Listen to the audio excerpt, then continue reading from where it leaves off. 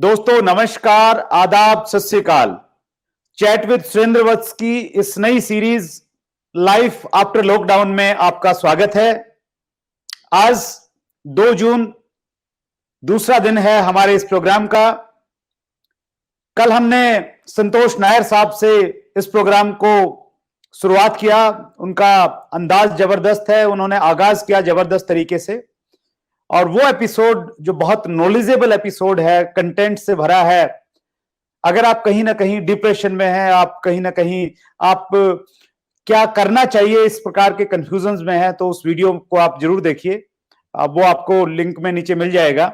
उन्होंने बातचीत की कल, जब भी हमारी जिंदगी में कोई नेचुरल डिजास्टर आता है, कोई ऐसी चीज अचानक आ जाती है जिसका हमें कभी अनुमान नहीं होता है, उसमें 4 तरह की स्टेजेस से लोग गुजरते हैं और वो एक थ्योरी है कपलर रोस मॉडल जिसे हम बोलते हैं।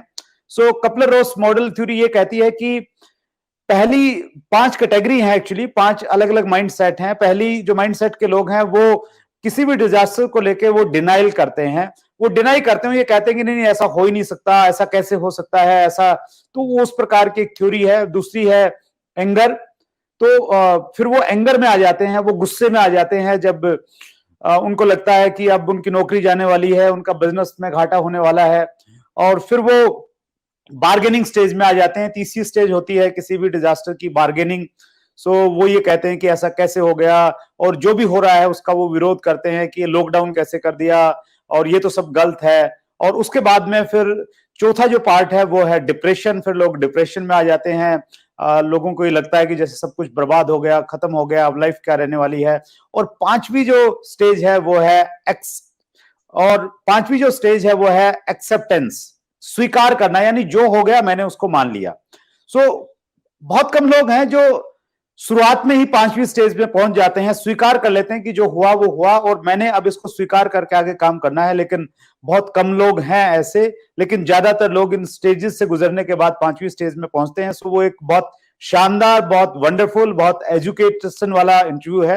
आप जरूर देखिएगा। और आज की इस सीरीज में हम लोग मिलने जा रहे हैं एक ऐसी पर्सनैलिटी से जो बहुत बड़ा नाम है, न केवल मात्र डायरेक्ट सेलिंग इंडस्ट्री में वो बहुत बड़ा नाम है, अपितु उन्होंने ये कहा कि वो कुछ भी करते हैं उसमें वो टॉप पे जाते हैं और वो उस पर्सनैलिटी की तरह है जो किसी चीज को हाथ लगा देते हैं। तो जैसे ये कहा जाता है कि जो पारस पत्थर होता है उसमें ये खासियत होती है, वो किसी को छूता है तो वो सोना बन जाता है। तो वैसे ही एक पारस पत्थर है, वो होटल बिजनेस में गए तो होटल बिजनेस में उन्होंने 4 चांद लगा दिए। वो किसी भी ऑर्गेनाइजेशन के साथ में जुड़ते हैं, वो बहुत सारी संस्थाओं के साथ में जुड़े हुए हैं, बहुत सारे एजुकेशन सिस्टम को वो रन कर रहे हैं। हम लोग बहुत प्राउड फील कर रहे हैं कि आज हमारे इस सीरीज के दूसरे दिन लाइफ आफ्टर लॉकडाउन में आज हमारे मेहमान हैं रिस्पेक्टेड मुकेश कोठारी जी। आपका बहुत स्वागत है सर हमारी इस नई सीरीज में। बहुत बहुत धन्यवाद सुरेंद्र जी कि आपने एक शानदार अवसर दिया इस सीरीज के अंदर। और वास्तव में गर्व की बात है कि चैट विद सुरेंद्र वत्स के पास आज 2.5 लाख से ज्यादा प्लस सब्सक्राइबर हैं और पूरी हिंदुस्तान और पूरी दुनिया में लगभग यूं कहे कि बहुत सारी कंट्री में देखा जाता है तो धमाका मचा रहे हैं। इसलिए बहुत बहुत बधाई हो आपको और मैं बहुत बहुत धन्यवाद भी देता हूं आपको। Thank you so much sir. Actually sir इस समय दुनिया बहुत कंफ्यूज है, सबके दिमाग में एक ही प्रश्न है कि लॉकडाउन के बाद में क्या होने वाला है। क्योंकि लॉकडाउन जो है, ये जो सिचुएशन क्रिएट हुई है पूरी दुनिया में, ऐसा मानव इतिहास में कभी नहीं हुआ था कि जैसे पूरी दुनिया थम गई है। ये बहुत बड़ा प्रश्न है और ये प्रश्न बार बार आ रहे थे। हमारे जो व्यूअर्स हैं वो हमें कमेंट्स में जाके लिख रहे थे कि आप बताइए बिजनेसेस में क्या होगा, जॉब में क्या होगा, डायरेक्ट सेलिंग में क्या होगा। इसलिए हमने ये प्रोग्राम शुरू किया और जब शुरू किया तो हमने पूरे हिंदुस्तान से 7-8 जो टॉप स्पीकर्स हैं उनको हमने चुनना था और उस लिस्ट में आपका नाम बहुत ऊपर आता है और आप बहुत व्यस्त हैं, उसके बावजूद आपने समय निकाला।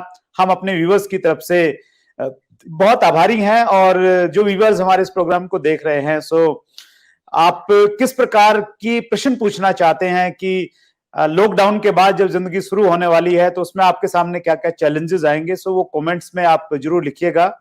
और कोठारी सर को आप बहुत सारे लोग फॉलो करते होंगे, कोठारी सर आइडियल हैं बहुत सारे लोगों के, मैं पर्सनली बहुत इंस्पायर हूं कोठारी सर से। सो कोठारी सर के बारे में जो भी आपकी फीलिंग है वो भी आप नीचे कमेंट्स में जरूर लिखते रहिएगा, और हम लोग अगले प्रोग्राम में उनको लेते रहते हैं।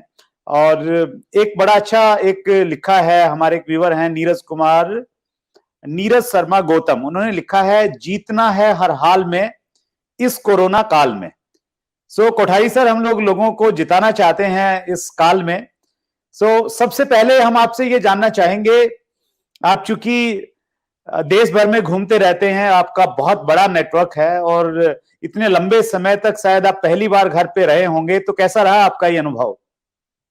देखिए, अनुभव जो है मिलना जुला रहा है, क्योंकि एक तरफ हम देखते हैं कि जैसे 5 स्टेज बताई नायर साहब ने, तो मैंने उस इंटरव्यू को देखा और वो 5वां स्टेज जो होती है उसके ऊपर मैं पूरी तरह सहमत हूँ। शुरुआत में सब कुछ अजीब गरीब लगता है, लोग डिनाई कर लेते हैं, उसके बाद डिनाई करने के बाद वो उसको मानने के लिए तैयार नहीं होते और फिर धीरे धीरे वो डिप्रेशन की तरफ चले जाते हैं, वो 5वें स्टेज से गुजरते हैं। मेरे लिए ये काल जो है बहुत सीखने का रहा और मैंने पर्सनली बहुत कुछ सीखा है। मैंने पहली बार अपने जीवन में अपनी 3 बेटियों के साथ 2 महीने लगातार बिताए और मुझे ऐसा लगा कि उनकी बहुत सारी ऐसी प्रतिभाएं हैं उनके अंदर छुपी हुई है जो मैं अब तक देख नहीं पाया था, और उनके अंदर टैलेंट कूट कूट कर भरा है। और ये मुझे पता चला उनके साथ रहने से, जब जब भी मैं उन्हें कोई टास्क देता था वो टास्क को एकदम कंप्लीट करते थे। बच्चे जो होते हैं बेसिकली जिधर भी जाना चाहते हैं वो पूरी तेज गति से जाते हैं, अगर उनको बिगड़ना है तो भी तेज गति से बिगड़ते हैं और अगर सुधरना है तो भी तेज गति से सुधरना है, सही डायरेक्शन की बात होती है। तो मैंने देखा कि जब जब मैंने टास्क दिया, मेरी बेटी है बड़ी अंजलि, उसको टास्क दिया, संस्कृति को, शोना को, इनको जब जब भी मैंने टास्क दिए तो उन्होंने एकदम कंप्लीट किया और मुझे गर्व महसूस होता है कि मैंने इतना नजदीक से अपने बच्चों को पहली बार जाना। हालांकि वो बचपन में हमारे साथ रहे, लेकिन अभी जब वो टीनेजर्स होते हैं तब उनके अंदर जो बदलाव होते हैं शायद मैं देख नहीं पाया उनकी पढ़ाई की वजह से, क्योंकि वो लगातार बाहर रहते हैं।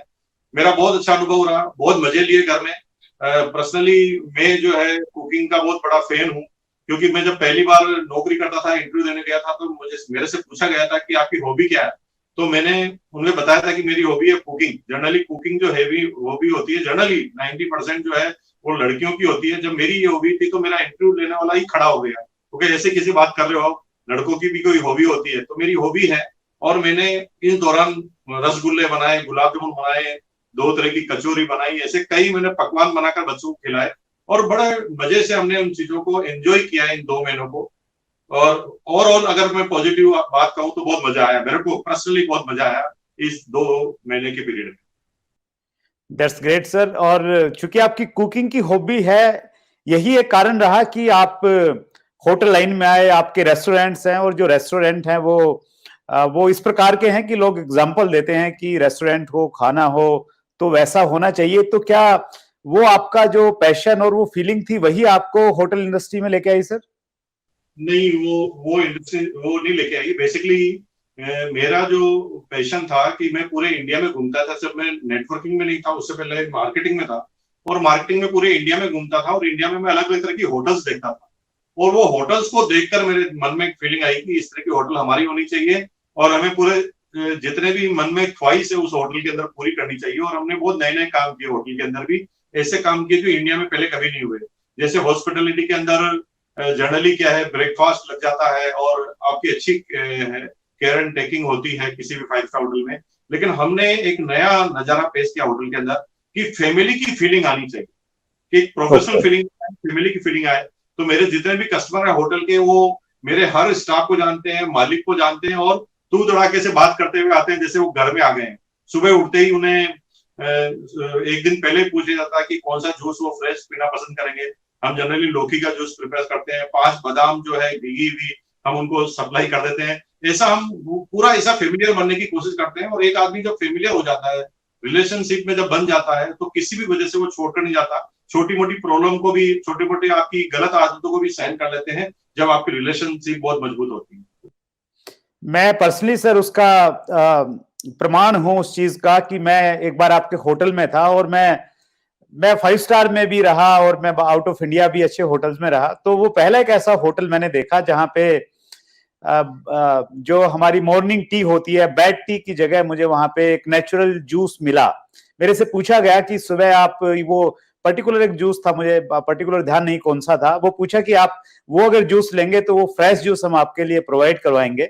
और ये एक अद्भुत चीज है सर जो आपने दी। जनरली ऐसा एक मिथ रहता है कि आप बाहर का खाना खाएंगे तो आपकी हेल्थ खराब हो जाएगी, और आपके वहां पे पर्सनली मैं आपका जो स्टाफ है, जो स्पेशली जो शेफ हैं, उनको मैं धन्यवाद देना चाहता हूँ का इस माध्यम से कि वो बहुत ख्याल रखते हैं। स्पेशली मैं हेल्थ कॉन्शियस हूं तो मैंने बड़ी नजदीक से चीजों को ऑब्जर्व किया है।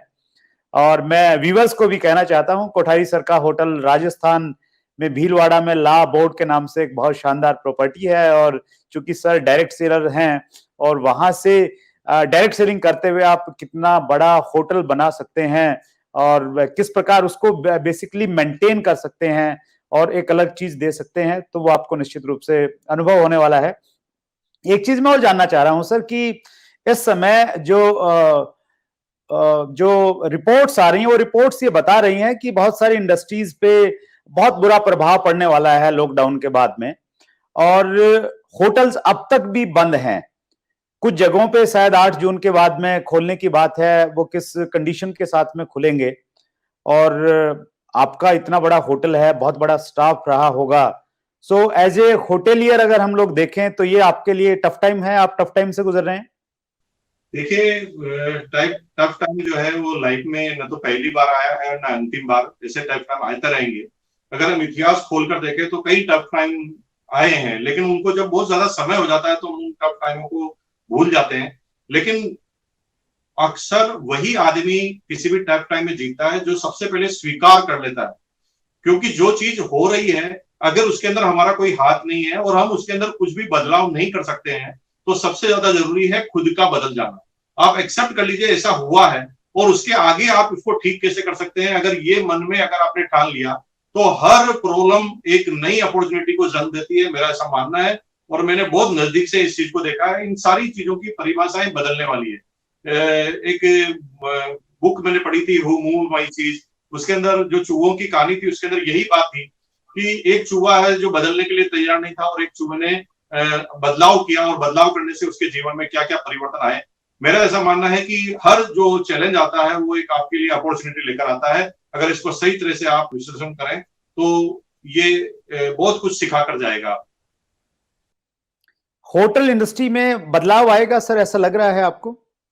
बिल्कुल 100% होटल इंडस्ट्री में बदलाव आएगा। अभी होटल्स में हम बहुत ज्यादा हाइजीन की बात नहीं करते, ज्यादा यूं दिखावा ज्यादा करते हैं, लेकिन आने वाले समय में अवेयरनेस बढ़ेगी। लोगों की यात्राएं जो है उनके ट्रेंड बदल जाएंगे, तरीके बदल जाएंगे, ज्यादा चीजें ऑनलाइन होने लगेगी। होटल में जो खाना होता है वो डिलीवर होने लगेगा सब जगह। थोड़ा बहुत फर्क आएगा, लेकिन मेरे हिसाब से वक्त के हिसाब से सब कुछ धीरे धीरे ठीक हो जाएगा। क्योंकि अभी जैसे वैक्सीन नहीं आई आप जानते हैं, और जब तक ये वैक्सीन नहीं आती तब तक ऐसा चैलेंज रहेगा। लेकिन कोई भी स्थिति जो है लगातार कभी नहीं बनी रहती। वक्त में परिवर्तन आते रहते हैं, समय में परिवर्तन आते रहते हैं, लेकिन अगर आशावादी आप हैं तो निश्चित रूप से बहुत कुछ अच्छा होने वाला है। थोड़े दिन बाद देखेंगे, आप देखना सब कुछ भूल जाएगा। नोटबंदी हुई, बहुत प्रॉब्लम हुई, भूल गए उसे। जीएसटी आया, शुरुआत में बहुत प्रॉब्लम थी, भूल गए उसे। उसी तरह ये दौर है, बुरा दौर है अभी, क्योंकि ये चल रहा है इसलिए हम विश्लेषण कर रहे हैं। थोड़े दिन बाद ये इतिहास की बातें बनेगी, जब हम अपने पोतों को, पड़पोतों को ये कहानी सुनाएंगे कि हम ऐसे काल में आए हैं। क्योंकि 1920 में भी ऐसी त्रासदी आई थी जहां करोड़ों लोग मरे थे, लेकिन हम सब कुछ भूल गए हैं। मैक्सिमम लोगों को तो वो याद भी नहीं है। तो ऐसा कुछ भी नहीं है कि ये परमानेंट रहने वाला है, सब कुछ अच्छा होने वाला है। अपने आप को परिवर्तित करने के लिए एकदम तैयार रहना चाहिए। आप रियल स्टेट बिजनेस में भी हैं सर, और चूंकि ये दोनों इंडस्ट्री ऐसी हैं, होटल इंडस्ट्री और रियल स्टेट, जो सबसे ज्यादा प्रभावित होने की संभावना लग रही है। सो आपको लगता है कि अभी जो फ्लैट्स हैं, मकान है, वो सस्ते होने वाले हैं और एक बायर को बड़ा बेनिफिट मिलने वाला है? बिल्कुल, अभी शुरुआती दौर में जब भी कोई चीज तेज गति से कोई किसी चीज पे प्रभाव पड़ता है तो धीरे धीरे हमें ऐसा लगने लगता है कि इसका बहुत बड़ा प्रभाव पड़ेगा। लेकिन होता क्या है, इनिशियल अभी कुछ महीनों तक ऐसा चलता रहेगा, लेकिन थोड़े दिन बाद ऐसा कुछ रहने वाला नहीं है। थोड़े दिन बाद सब भूल चुके होंगे, फिर ये इकोनॉमी रन करने लगेगी, फिर हम उसी स्टेज पर आके खड़े हो जाएंगे। थोड़ा समय तक लगेगा। लेकिन बिजनेस की अगर पब्लिक की दृष्टि से नहीं देखें, अगर आप बिजनेसमैन की दृष्टि से देखें, तो कोई बहुत बड़ा बदलाव नहीं है। देखिए, एक 100 मीटर की रेस है, 100 मीटर की रेस में हम दौड़ रहे हैं, और एक साथ 1 सेकंड के अंदर सारे लोगों को अगर एक साथ रोक दिया जाए और फिर 10 सेकंड के बाद उन्हें दौड़ाया जाए, तो यहाँ पर किसी के अंदर कोई परिवर्तन नहीं आ सकता, क्योंकि आप खुद भी रुके हुए थे और आपका कंपटीटर भी रुका हुआ था। इसका मतलब ये है कि आपके अंदर बहुत ज्यादा परिवर्तन नहीं आएगा। बस ऐसा मान लीजिए कि आपकी लाइफ में से 4 महीने 5 महीने अगर आप हटा दें तो वो लाइफ कैसी होगी, तो धीरे धीरे आपको सब कुछ अच्छा लगने लगेगा। आपको पॉजिटिव रहना पड़ेगा, इसके अलावा कोई तरीका भी नहीं है। आपको टेंशन वहीं लेनी चाहिए जहां पर आप कुछ कर सकते हैं। जो आप चीजें आपके हाथ में नहीं है वहां पर आप अपने आप को परिवर्तन करें और चीज अपने समय और स्थान के हिसाब से, अपने परिस्थिति के अनुसार से डिसीजन लेने से। That's great sir. Businesses after lockdown, overall businesses पे क्या आप प्रभाव देख पा रहे हैं, क्या होने वाला है? देखिए, बिजनेस में प्रभाव आएंगे, बिजनेस के ट्रेंड चेंज होंगे, बिजनेस के करने के तरीके बदल जाएंगे, लेकिन बिजनेस होना है। अगर पूरी दुनिया में इतनी अरबों की पॉपुलेशन है तो ये सारे काम करने वाले हैं। ट्रेंड बदल जाएंगे, जैसे ट्रेंड लोग बाग समझते भी हैं। जैसे अभी ट्रेंड आया कि सब लोगों को मास्क लगाना है, कई कंट्री में जुर्माना है, इंडिया में भी कई स्टेट में ऐसे जुर्माना है, मास्क लगाना जरूरी है, तो लोग बाग वहां पर भी अपॉर्चुनिटी ढूंढ रहे हैं। अभी बड़ी बड़ी कंपनियां चालू हो रही है जो फैशन डिजाइन हाउस है, जिनका अरबों का टर्नओवर है, वो मास्क को डिजाइन कर रहे हैं। हो सकता है मास्क एक फैशन का रूप बन जाए, जैसे अभी गले में अपन हार पहनते हैं या सूट पहनते हैं, टाई पहनते हैं, मास्क किसका कितना अच्छा है यही लोग आज देखने लग जाए। और लोगों ने बड़े बड़े ट्रेंड किए। अभी मैं मैगजीन पढ़ रहा था तो हीरे जवाहरात जड़े हुए मास्क भी मार्केट में आ गए हैं कि आने वाले समय में मास्क सबसे ज्यादा सुंदर किसका है, और वही आदमी इससे टॉप आएगा। ये ट्रेंड बदलते हुए टाइम नहीं लगेगा, वक्त के अनुसार हमें बदलते रहना चाहिए, सब कुछ ठीक होगा, ये सब मेरा मानना है। वंडरफुल। ये आपने एक बड़ी अच्छी एक विजन की बात की कि मास्क भी सुंदरता की एक पैमाना बन जाएगा, और वो आपका चूंकि मास्क लगाया है तो फिर आपने हार कौन सा पहना हुआ है और चैन कौन सी पहनी वो नहीं दिखेगी, तो मास्क सबसे ज्यादा दिखने वाली चीज है। That's good, wonderful sir. Jobs after lockdown, नौकरियों की क्या स्थिति होने वाली है सर? देखिए, नौकरियां तो 100%, ये लॉकडाउन हो या ना हो, लॉकडाउन से थोड़ी गति बढ़ी है, नौकरियां जो है वो कम हुई है दुनिया से, लेकिन लगातार अगर ट्रेंड देखें तो नौकरियां कम होती ही जा रही।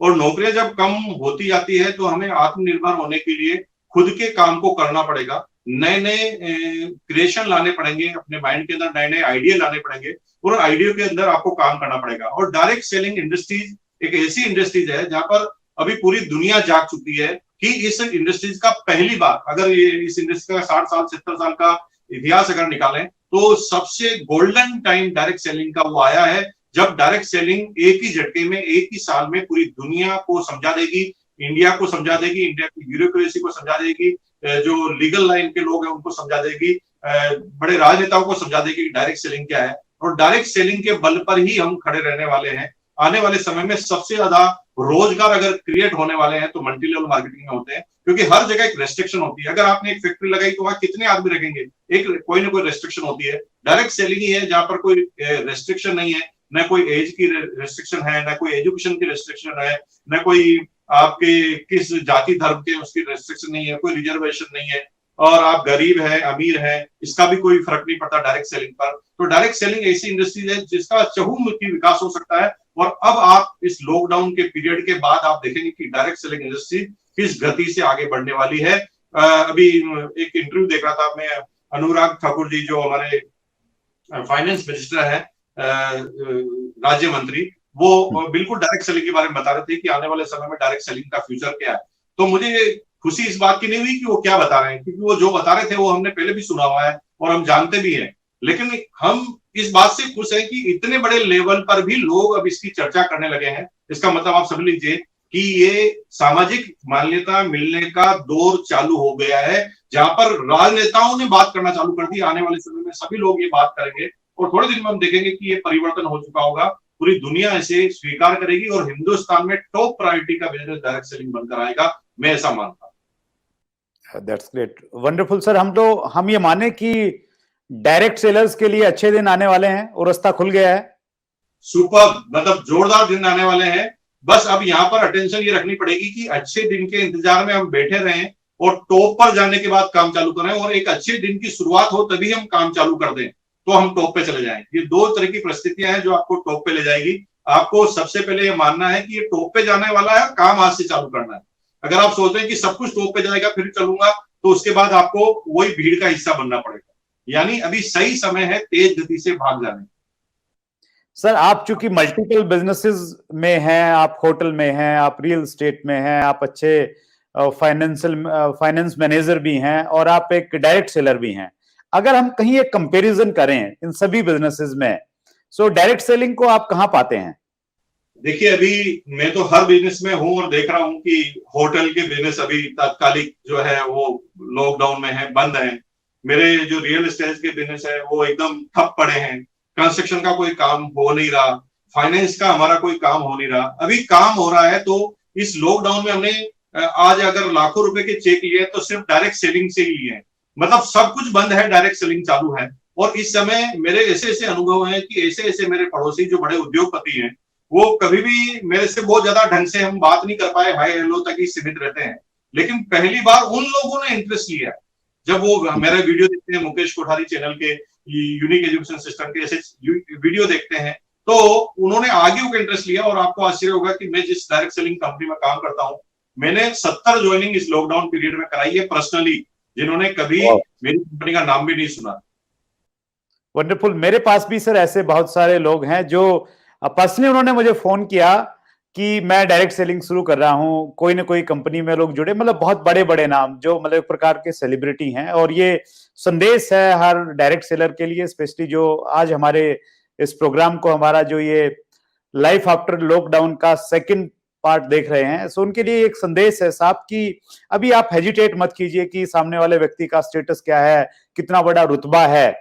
आप कॉन्फिडेंस के साथ में जाइए। अगर आपकी सही प्रोडक्ट्स और सही कंपनी है, गवर्नमेंट की डायरेक्शंस को फॉलो कर रही है, सो आप उनको न केवल मात्र अपनी लिस्ट में लाएंगे, अपितु आपके साथ में काम करेंगे। और जब कामयाब और सक्सेसफुल लोग आएंगे, सो आपका नेटवर्क बढ़ेगा। और यही बात सर कल नायर साहब ने बड़े अच्छे तरीके से बताई। उन्होंने कहा कि देखिए, अब तक डायरेक्ट सेलिंग को ये माना जाता था कि ये फालतू लोगों की इंडस्ट्री है, जिन लोगों को काम नहीं मिलता वो करते हैं, या जिनको थोड़ा एक्स्ट्रा इनकम की जरूरत है वो इस बिजनेस में आते हैं। सो नायर साहब ने ये कहा कि अब ट्रेंड चेंज होगा, अब इस इंडस्ट्री में वो लोग आएंगे जो ऑलरेडी सक्सेसफुल हैं कहीं ना कहीं, और जिनको मालूम है कि सफलता जिंदगी में कैसे मिलने वाली है। सो ये उसी चीज पे आपने मोहर लगाई। Thank you very much sir. Sorry, अगले सेगमेंट में हम लोग आ रहे हैं और अगला सेगमेंट है food habits after lockdown. Right. Basically शुरुआत में तो फूड हैबिट हमारी पूरी बिगड़ चुकी थी कि लॉकडाउन के शुरुआती जो 20-21 दिन निकले, उसके अंदर पूरे दिन भर घर में रहना था और हम घूम नहीं सकते थे। एक्सरसाइज ज्यादा से ज्यादा वहीं पे कर लेंगे, थोड़ा बहुत घूम लेंगे। तो फूड हैबिट शुरुआत में तो थोड़ी खराब हुई और उसका नतीजा हुआ कि हमारा वेट भी बढ़ गया, लेकिन हमने फिर वापस मेंटेन किया। और देखते देखते फूड हैबिट में अब तक जो मेरे जो बच्चे थे, वो कहीं ना कहीं वो रेगुलर बाहर का कोई ना कोई जंक फूड खाते थे। लेकिन हमने क्या देखा कि जब अपने रेगुलर वे में घर का उन्होंने खाना खाया तो उनके स्वास्थ्य में कितना बड़ा परिवर्तन आया। और हमने पहली बार देखा कि बच्चों को घर की खाने में इंटरेस्ट लेते हुए, घर के खाने में वो अलग अलग तरह की डिमांड कर रहे हैं। और बड़ा अच्छा लगता है कि आज ये डिमांड कर रहे हैं, आज वो डिमांड कर रहे हैं। पहले उनकी सारी डिमांड होती थी स्विगी से, जोमेटो से, जो वो बार बार पिज्जा की बात करते थे, बार बार बर्गर की बात करते थे, फ्रेंच फ्राई की बात करते थे। आज वो बात करते हैं कि आज हमें ये वाली दाल खानी है, आज हमें ये रोटी खानी है, आज हमें सब्जी खानी है। तो मुझे लगता है कि मेरे बच्चों ने या बहुत सारे बच्चों ने पहली बार ना माँ के हाथ के सारे व्यंजन खाए होंगे और बड़े चाव से खाए होंगे। और यही आदतें उनकी अब बदल जाएगी और ये हमारे लिए बहुत ज्यादा फायदा रहने वाला है। मुझे पर्सनली बहुत अच्छा अनुभव हुआ इस। माँ के हाथों के व्यंजन तो फिर भी मिल जाते थे सर, इस बार तो पिताजी के हाथों के व्यंजन मिले हैं, वो दुर्लभ होता था जनरली। और मैंने भी पर्सनली, हम सबने इस चीज को बहुत एंजॉय किया। That's great. Social life after lockdown, अभी सोशल डिस्टेंसिंग की बात होती है और बताते हैं कि सोशल वैक्सीन ही इसका एक इलाज है। सो चीजें बदलेंगी सर? बिल्कुल 100% वैक्सीन की बात हुई, सब कुछ बदलाव आएगा। लेकिन अभी थोड़ा परिवर्तन यह आया कि जो लोग फिजिकली मिलना ज्यादा पसंद करते थे और रेगुलर मिलते थे, उनको शुरुआत में थोड़ा अटपटा सा लगा। लेकिन मुझे ऐसा लगता है कि मेरा पर्सनली अब टाइम थोड़ा ज्यादा हुआ। मैंने कई ऐसे रिश्तेदारों से बात की है फोन पर, जिससे मैं पहले कभी बात नहीं करता था। कि वो शादी ब्याह में या किसी फंक्शन में मुझे मिलते थे, तभी हमारी बात हो पाती थी ढंग से। लेकिन अब इतना टाइम रहा, जब हम वर्क फ्रॉम होम करते हैं घर से बहुत सारे काम करते हैं, कम टाइम में ऑनलाइन से बहुत ज्यादा काम कर लेते हैं, तो हमारे पास बहुत ज्यादा टाइम बढ़ता है। अगर इसको हम पॉजिटिव लें तो जब हमारा काम एकदम मैनेजमेंट के थ्रू होने लग गया और जब हमने इसमें थोड़ा टाइम डाला तो हमने कई ऐसे लोगों से बात की जिनसे हम रेगुलर बात नहीं कर पाते थे, तो काफी मजा आया। मेरे को लगा कि मैंने बहुत अच्छा सोशलिंग काम किया है।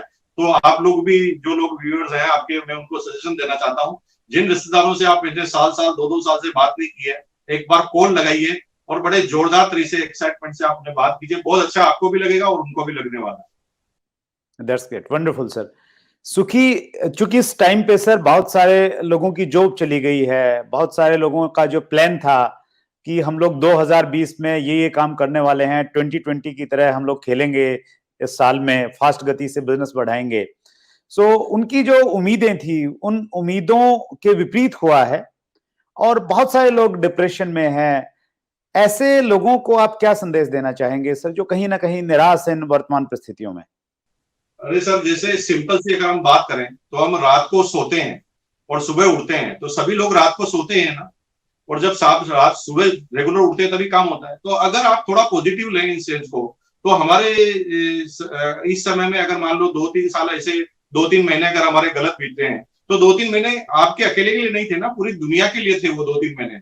और 2-3 महीने सब लोग रुककर वापस काम चालू कर रहे हैं, तो वो सब लोग अपनी अपनी जगह पे तो हैं, जो जिसकी पोजीशन है उसी पोजीशन पे वो लोग हैं, तो वहीं से आपकी रेस चालू होने वाली है। और अगर ये सब कुछ हो गया, गड़बड़ हो गया, तो 2 तरीके हैं कि जो हम पूरे दिन रोते रहे, चिल्लाते रहे, ये हो गया वो हो गया, हम एक्सेप्ट नहीं करें। और दूसरा तरीका है कि हमारे जीवन में कोई घटना घटी, हम एक्सेप्ट करें। जैसे बहुत सारी चीजों का कोई इलाज नहीं है, बहुत सारी चीजों का हमारे पास कोई जवाब नहीं है। एक आदमी रोज सुबह उठता है 4 बजे, फ्रेश होता है, भगवान की पूजा अर्चना करता है, फिर गाय को चारा देने जाता है, फिर गरीबों की सेवा करता है, दान देता है, अपने जीवन का 20% पैसा उसने दान दे दिया, फिर भी उसके गांव में बाढ़ आई और उसका घर ढह गया। अब ये किसके ऊपर आप इल्जाम लगा सकते हैं? अब इसको आपको एक्सेप्ट करना ही पड़ेगा कि जब ये त्रासदी आती है तो ये ऐसा करती है, और हम कुछ भी नहीं कर सकते थे इसके अंदर, अब हम कर सकते हैं। अब इस त्रासदी के बाद हमें आगे क्या करना है वो डिसीजन हम ले सकते हैं। इस तरह से अगर हम पॉजिटिव सोचें तो हम तेज गति से फिर आगे बढ़ पाएंगे। अगर हम पुरानी बातों को दोहराते रहे, पुराने अनुभवों को हम बताते रहे, पहले ऐसा था, पहले ऐसा था, तो आप परिवर्तन करने के लिए तैयार नहीं रहेंगे, तो निश्चित रूप से आप, संतोष नायर जी ने कहा, डिप्रेशन की तरफ ही जाने वाले। That's great sir, wonderful.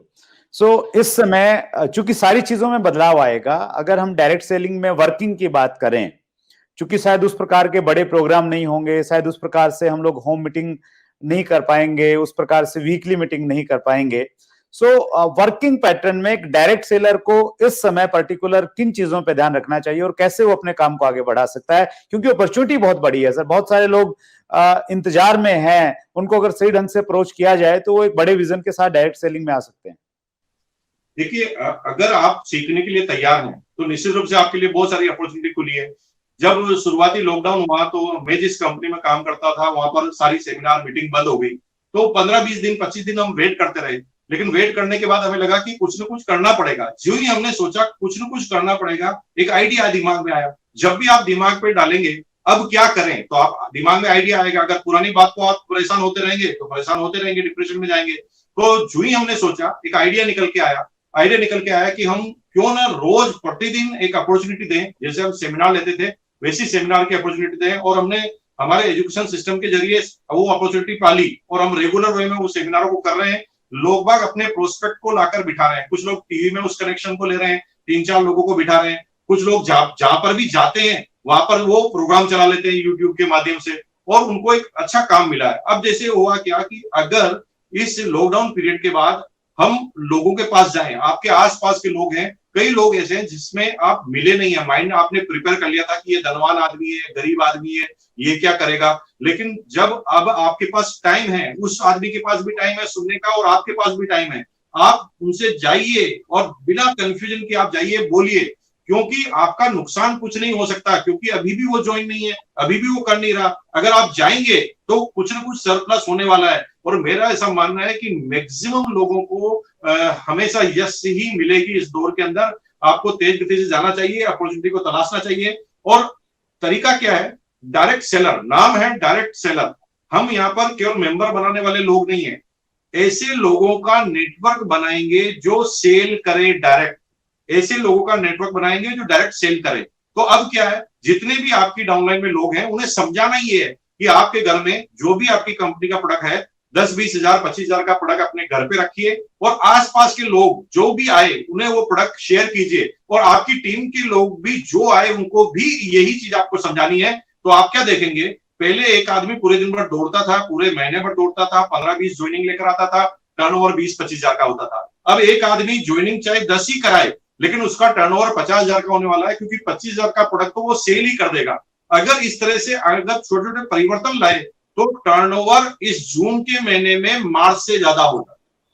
जून के महीने में, अभी जो जून आ रहा है इसमें मार्च से ज्यादा टर्नओवर होगा। That's great, wonderful sir. पिछले दिनों प्रधानमंत्री नरेंद्र मोदी ने इस चीज को बोला अपने संदेश में कि हमें लोकल को लेके वोकल होना पड़ेगा, और मैंने अमित शाह का एक एक्सक्लूसिव इंटरव्यू देखा अभी। सो उन्होंने, होम मिनिस्टर, इंडिया का होम मिनिस्टर ओपनली ये कह रहा है सभी इंडियंस को, मतलब प्रोग्राम के बीच में एंड में वो कह रहा है कि मैं एक संदेश देना चाहता हूं आपके चैनल के माध्यम से, और वो कह रहे हैं कि जो लोकल पे वोकल की बात है उसको हमने बढ़ाना है, हमने आत्मनिर्भर बनना है, हर चीज में आत्मनिर्भर बनना है। सो इसको आप किस रूप में देखते हैं? क्या इसको लेके कहीं देश में जो डायरेक्ट सेलिंग में भी जो इंडियन डायरेक्ट सेलिंग कंपनी है और जो डायरेक्ट सेलिंग कंपनी जो एमएनसी है, मल्टीनेशनल डायरेक्ट सेलिंग कंपनीज हैं, उनमें कहीं ना कहीं कुछ एक खाई पैदा होगी सर, ऐसा लगता है आपको? देखिए, दो चीजों में इस जवाब को बांटना चाहूंगा। पहले, दुनिया की सारी जितनी भी डेवलप कंट्री है, अगर उन डेवलप कंट्री की तरफ आप देखें तो वो लोकल वोकल की वजह से ही डेवलप हुए हैं। उन्होंने क्या है, अपने प्रोडक्टों को प्राथमिकता दी और इस वजह से ही वो लोग कामयाब हुए हैं। तो अगर हमारी जर्नी, अगर हम ये डेवलप कंट्री के रूप में देखना चाहते हैं तो हमें जोर देना पड़ेगा। लेकिन अब दो तरह की बातें, एक एक वो जो विदेशी कंपनी है और विदेश से प्रोडक्ट लेकर इंडिया में बेचती है, एक विदेशी कंपनी विदेश से प्रोडक्ट लाकर इंडिया में देती है, और एक कंपनी जो विदेशी है लेकिन इंडिया में प्रोडक्ट बनाकर इंडिया में देती है। दोनों चीजों में परिवर्तन है। अगर कोई कंपनी विदेशी है और इंडिया में प्रोडक्ट बनाकर इंडिया में देती है, वो इंडियन प्रोडक्ट ही कहलाता है। तो अगर उन चीजों का विरोध किया तो आप हमेशा के लिए पछड़ जाएंगे। हमें विरोध करना है विदेश से जो प्रोडक्ट आ रहे हैं सीधे हमारे विदेशी कंपनियों के प्रोडक्ट आ रहे हैं उनका विरोध नहीं करना। इन दो चीजों को हमें सीखना पड़ेगा। अगर ऐसा किया तो जो बड़े बड़े इन्वेस्टर आने वाले हैं इंडिया में, जैसा नरेंद्र मोदी जी बोल रहे हैं कि पूरा बड़ी बड़ी वर्ल्ड की जो कंपनियां इंडिया में शिफ्ट होगी, तो क्या अगर उनके प्रोडक्ट नहीं खरीदेंगे तो वो हमारे यहाँ इन्वेस्ट क्यों करेंगे? तो प्रोडक्ट होने चाहिए, लेकिन विदेश से प्रोडक्ट मंगाएंगे तो हमारी अर्थव्यवस्था कमजोर होगी। अगर इंडिया में विदेशी कंपनियां काम करती है और वो इंडिया में प्रोडक्ट बनाकर हमें देती है, तो इंडिया में जब वो प्रोडक्ट बनाएगी तो हमारे ही करोड़ों लोगों को रोजगार देकर बनाएगी और हमारे ही रिसोर्स इस्तेमाल करेगी और कई बिजनेस को बढ़ाकर जाएगी, तो ही हमें फायदा होने वाला है। तो कभी कभी हम लकीर के फकीर हो जाते हैं, दीवाने होकर ऐसी बात कर देते हैं। हमें इसको बहुत बारीकी से समझना पड़ेगा, तभी हम पूरी दुनिया के इन्वेस्टर को खींच पाएंगे हिंदुस्तान में। हमें इंडिया में बने हुए प्रोडक्ट से प्यार होना चाहिए, हमें केवल विदेशी का क्राइटेरिया नहीं लगाना चाहिए। अगर वो प्रोडक्ट इंडिया में कोई कंपनी बनाती है तो निश्चित रूप से अच्छा है, उसके लिए कोई प्रॉब्लम नहीं हुआ। Thank you very much sir, आपने बहुत अच्छे से इस चीज की क्लियरिटी दी हमको कि देसी और विदेशी की जो बात है, लोकल और वोकल की बात है, उनमें किन चीजों का हमें ध्यान रखना चाहिए। थैंक यू सो मच इस अच्छी जानकारी के लिए और वो क्लियरिटी लाने के लिए जिसकी कहीं ना कहीं जरूरत थी हमारे देश में। अब हम लोग इस चीज की तरफ बढ़ते हैं सर, चूंकि वैक्सीन अभी तक नहीं आई है और काम चल रहा है, और ऐसा लगता है, ऐसा कहते हैं जानकार लोग कि एक बहुत लंबा प्रोसेस है, बहुत सारी ट्रायल से गुजरना पड़ेगा। और अब अगर हम लोग हेल्थ पॉइंट ऑफ व्यू से बातचीत करें, अभी पहले तो हमने लॉकडाउन 1, 2, 3, 4 देखे हैं और अभी हम अनलॉक की तरफ बढ़ रहे हैं। तो अभी अनलॉक 1 में हम लोग चल रहे हैं। सो अनलॉक 1 का आज दूसरा दिन है। किन चीजों का हमें ध्यान रखना चाहिए स्पेशली खान पान में, और जब हम बाहर जाएं अपने बिजनेसेस के लिए? देखिए, अवेयरनेस ही इन चीजों का सारा इलाज है। अगर हमने, अभी आप देख रहे हैं कि सबसे ज्यादा जो डेथ परसेंटेज है वो सबसे कम जो है वो इंडिया के हैं, लगभग बहुत बहुत कम परसेंटेज में, एक्चुअली नहीं बता पा रहा हूँ आपको, लेकिन बहुत कम है। इसके पीछे कारण है कि हमारा इम्यूनिटी थोड़ा स्ट्रॉन्ग है और हमें और स्ट्रॉन्ग करने की जरूरत है। अगर आपको आश्चर्य होगा कि अगर हम सही तरह से अपनी इम्यूनिटी को स्ट्रॉन्ग कर लें तो निश्चित रूप से ये जो परसेंटेज है वो बहुत कम हो सकते हैं। अब इसके लिए हमें करना क्या होगा? इसके लिए हमें एक सिंपल सा काम करना पड़ेगा जो प्रधानमंत्री जी भी करते हैं और रामदेव जी बाबा भी बार बार बोलते हैं, और बार बार उस इम्यूनिटी को बढ़ाने की बात होती है। इम्यूनिटी को कैसे बढ़ाएं? सिंपल सा तरीका, व्यायाम करें, योग करें, एक्सरसाइज करें और अपने खाने को संतुलित करें। अगर आपने संतुलित खाना आपने खाया, अगर आपने ताजा खाना खाया और आपने हरी सब्जियां खाई और साथ में आपने न्यूट्रिशन जो लिए हैं पूरे, तो आपको कोई प्रॉब्लम आने वाली नहीं है। ये पूरा एक जुकाम का ही एक तरीका है। जैसे जुकाम होते हैं, जुकाम का ही एक तरीका है। कोरोना 4 तरह के होते हैं, ये चौथे नंबर का कोरोना है। ये थोड़ा हार्मफुल इसलिए क्योंकि इतना ज्यादा बारीक होता है और ये सीधा आपके श्वसन नली पर जाकर अटैक करता है। तो ये पहले अटैक में ही खत्म हो जाएगा अगर आपने अपनी इम्यूनिटी को स्ट्रॉन्ग कर लिया। तो फूड हैबिट को हमें बदलना पड़ेगा। फूड हैबिट में आपको सैलेड पर आपको ध्यान देना पड़ेगा, हरी सब्जियों पर ध्यान देना पड़ेगा, ताजा खाना हमेशा खाना पड़ेगा, एक्सरसाइज करेंगे, योग करेंगे। और ये कोई नई चीज नहीं है, ये भारत की सारी संस्कृति है और ये भारत की पूरी संस्कृति वापस आ रही है। थोड़ी अवेयरनेस बढ़ेंगे। जैसे हिंदुस्तान में हमेशा नमस्कार ही किया जाता है दूर से, ये भारत की पहली परंपरा है। तो अगर हमारी पुरानी संस्कृति को हम पूरा टटोलेंगे तो ये सारा इलाज आपको यहाँ मिल जाएगा। थोड़े समय तक आपको इन चीजों पर बहुत ज्यादा ध्यान देना है और आने वाले समय में हो सकता है जीवन का हिस्सा बन जाए। अपने आप को चेंज करने के लिए तैयार रहना है। आप भी पॉजिटिव रह के सोचिए तो आपको बहुत कुछ अच्छा भी नजर आएगा इसके अंदर। आप केवल ना सिर्फ कोरोना से, बहुत सारी जो बीमारियां जो वायरस से आती है वो कहीं ना कहीं आपके कनेक्ट किसी के व्यक्ति के साथ कनेक्ट होने से ही आती है। तो जब आप दूर से नमस्कार करेंगे और अपने आप की इम्यूनिटी मजबूत करेंगे तो बहुत सारी बीमारियां भी आएगी। सिंपल सर्दी जुकाम भी आपको नहीं होगा अगर आपकी इम्यूनिटी मजबूत है तो इसके जीवन में बहुत ज्यादा परिवर्तन आने वाला है, ऐसा मेरा मानना है। Thank you very much sir. आपने हर चीज के बारे में हम सबको जानकारी दी। बिजनेसेस कैसे होंगे लॉकडाउन के बाद, जॉब पे क्या फर्क पड़ेगा, फूड हैबिट्स क्या होंगी, सोशली लाइफ हमारी किस प्रकार से बदल जाएगी, और अगर हम लोग कहीं डिप्रेशन में हैं तो हम उससे किस प्रकार से बाहर आ सकते हैं, और डायरेक्ट सेलिंग का भविष्य क्या होने वाला है। आपने बातचीत की कि जो लोकल वोकल है तो उसमें हमें किस चीज का ध्यान रखना चाहिए और कैसे हम लोग एक डायरेक्ट सेलर स्पेशली कैसे काम कर सकता है। इतनी सारी जानकारियां इतने कम समय में देने के लिए सर हम आपके बहुत आभारी हैं। आपका स्नेह, आपका आशीर्वाद हमारे ऊपर में हमेशा बरसता रहा है और हम उम्मीद करते हैं सर आगे भी इसी प्रकार से बरसता रहेगा। आज समय देने के लिए, हमारे special programme life after lockdown में आने के लिए आपका बहुत बहुत धन्यवाद। बस एक बात के साथ करना चाहता हूँ कि आज बड़ा गर्व महसूस होता है कि देखिए आज हम जिस भी स्टेज पर हैं, जिस भी परिस्थिति पे हैं, ये सारे आसपास के इर्द गिर्द में आपके जितने संस्कार होते हैं, आपके जो दोस्त होते हैं, आपकी जो लोगों का संगठन होता है, सर्कल होता है, उस पर डिपेंड करता है। तो मैं भाग्यशाली हूँ कि मुझे ऐसी पत्नी मिली कि मैं बाहर काम करते हुए भी मेरे पूरे पीछे के जितने भी काम है, घर के परिवार की जितने भी जिम्मेदारियां हैं, इवन देन होटल तक भी वो संभाल लेती है। बच्चे भी धीरे धीरे मेच्योर की तरफ बढ़ रहे हैं। और अगर आपने ये रिलेशनशिप रखी है, दुनिया में कोई भी रिलेशनशिप अच्छी करने के लिए समय देना पड़ता है और हमने सबसे अच्छा काम किया है कि अभी इस लॉकडाउन पीरियड में समय दिया है एक दूसरे को। वह सब बहुत अच्छा लगा और गर्व महसूस होता है कि आपके साथ हमने बात की। और मैं जनरली आपके बहुत सारे सिद्धांतों का फैन हूँ और खासतौर से आपने ये जो चैनल आपका बनाकर आपने कितने लोगों के जीवन को जगा दिया, कितने लोगों को आपने एक नया रास्ता बता दिया है। मैं बहुत बहुत धन्यवाद करता हूँ और इसका भी धन्यवाद करता हूँ कि मुझे आपने जो है मौका दिया कि मैं यहाँ पर आके बात करूँ। Thank you very much. Thank you so much sir, thank you so much. और इसी प्रकार अपना आशीर्वाद और अपना स्नेह हमारे व्यूअर्स पे, हमारी टीम पे बना के रखिएगा। सो ये थे मुकेश कोठारी जी, डायरेक्ट सेलिंग इंडस्ट्री में बहुत बड़ा नाम, होटेलियर हैं, रियल एस्टेट का बिजनेस है, फाइनेंस मैनेजमेंट का इनका अपना मास्टरी है उस काम में।